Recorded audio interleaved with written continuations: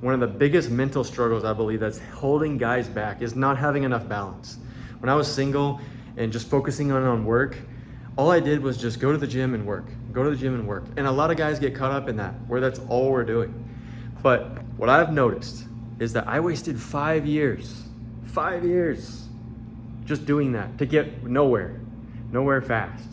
And so having good relationships with your family and your friends and having a great girl on your side, those are the things that are more important than just grinding it out. Because what's money gonna do? Nobody cares about the little paper.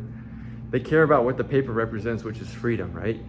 And so, cool, we're working hard, we're working long hours, but we're sacrificing a lot of things. We're sacrificing coming to the gym. We're sacrificing the relationship we have with our mom and our dad. Maybe it's not the greatest relationship. Maybe it's something we can work on. Maybe it's something that you've always wanted to, but you just never had time. I often use the excuse, I'm so busy. And I feel like my relationship with my parents could be a little bit better. I need to call them more. But that's the thing, guys. Everything's pulling our time. You want to play some video games? Cool. Put a little bit of time here. You have to work 40 hours plus, right? I work 40 hours and I feel like it's 100 hours. And I know some of you guys work over 100 hours a week. But we got to have some sort of balance to enjoy the time we have with our friends and our family and to give that space, right? And to have our space for ourselves, coming here, listening to some music, getting in the zone. Guys, I've always been the kind of person that I want to go work out with a bunch of other people because that motivated me to do better. Because wow, there's people here that are better than me. And sure, competition and everything, but I always wanted to be better. Here, I'm alone. There's nobody in here. And that's cool. Everybody has their thing. But for me, I always like being around winners, not just myself. Because here I could feel like I could goof around, I'll hit a few dumbbells. I might hit the cardio thing, but I'm not really in the zone, dedicated and focused. And because of that, I'm not really in that flow state. And therefore I don't feel like I'm gonna get an effective workout. And so what I did today was I really got in the zone, listened to some music right here that I really enjoy, and started working on my mind-muscle connection. Instead of coming here and just going through the motions and I'm gonna do a tricep exercise and just whoa. I actually sat there for a second and just feel the muscle contract, okay? Actually think about it. And maybe go to failure. Because in here, you can't do massively heavy sets, there's no squat racks or anything. You're gonna focus more on isolation movements rather than compounds, and you're gonna go till failure. You're gonna wear that muscle out. And it's a great way for hypertrophy. And so that's what I've been focusing on, and also getting my steps in. So I'm about to hit the cardio machine here in a second, but I wanted to make this video real quick while nobody was here. But balance is gonna be what gets you to that next level. I 100% agree with that. How many of you guys go to work and you come home and you're exhausted or you're tired? And you wanna do something greater, something else with your life too sometimes. That you feel like maybe life, there's something more to it. But at the same time, maybe you want to focus on your health first. Oftentimes, I always say that I can't help other people if I can't help myself. So if I feel in shape, if I feel fit and good, then we're good to go. But it's hard to save somebody else when you don't have the safety strengths on yourself. You know what I mean? So for example, if you're on an airplane, you need to go ahead and fix those straps. You need to get the oxygen mask on you first before you can help somebody else, because you're no good to them if you can't get your stuff together as well. But yeah, man, I'm a bit frustrated because I haven't had enough time to make real videos the way I want to. And oftentimes I feel like I need to follow a script, but I don't like following scripts because I like to be myself and just to explain how I feel. Coming in here today was amazing. We were supposed to go out on the strip, I think, but got busy. And I said, you know what, I'm going to the gym. It's been a couple of days because we've been busy with work and going to bed and everything else. And I'm tired of not getting any sleep. That I said, that's it. I'm coming down here and I'm gonna have some fun in the gym. I'm gonna have some of my me time. And I think as guys, what we really want is to have peace, right? We don't want to have a bunch of crazy drama that's circling in our heads. We just want to relax and chill. I don't know why that's so difficult, sometimes, but it is. And then come down here and to really grind it out and to work on ourselves and to hit that health goal that we want, right? Maybe you're trying to lose some weight and you're starting to cut down on some of the fat content you've been eating, starting to cut down on the calories just a little bit. Guys, nobody's saying you have to go on a crazy diet. Nobody's saying eat chicken, rice, and broccoli. I am not saying that at all. Guys, I still eat out every week, right? What I do is I monitor how I feel, how I look, how puffy am I today, right? Like, so today I'm a little puffy because I had a little bit more water retention because I haven't drank enough water today because we literally don't have any, but there's some right here, so I'm drinking some of this. But those are the kind of things that I look at, I monitor, and you're always collecting data.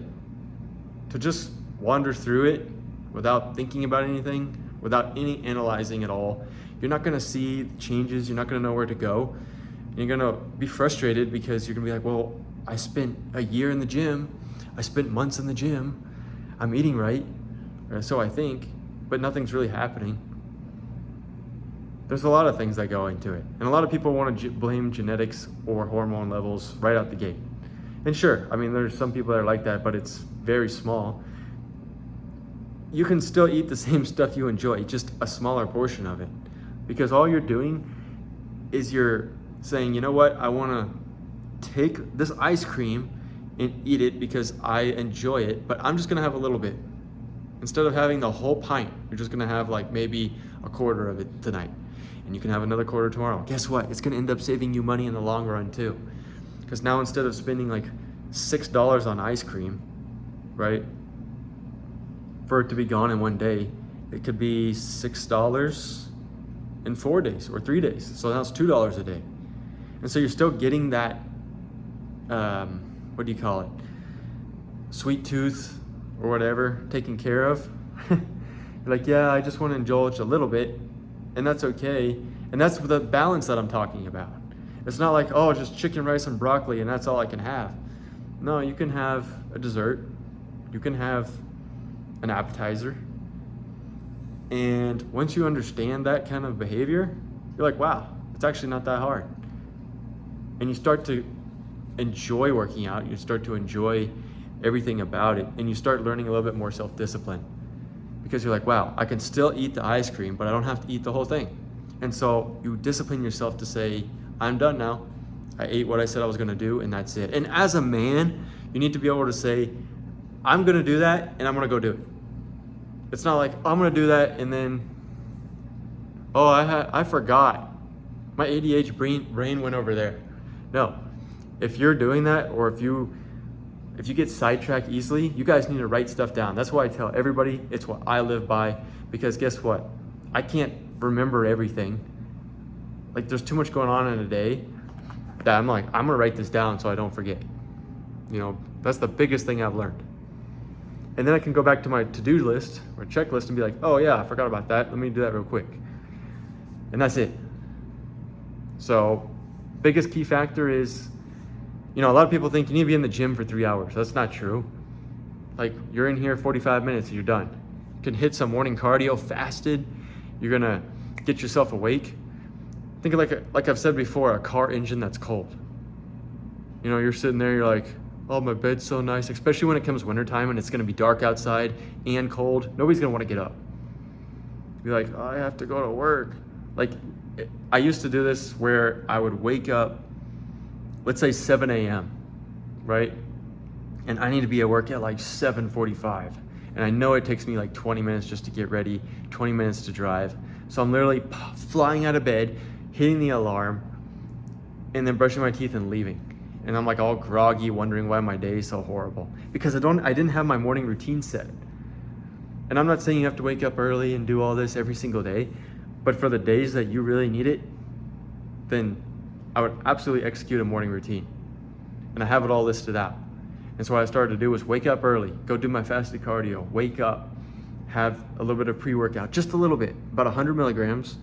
And then that will fire me up to get through that morning.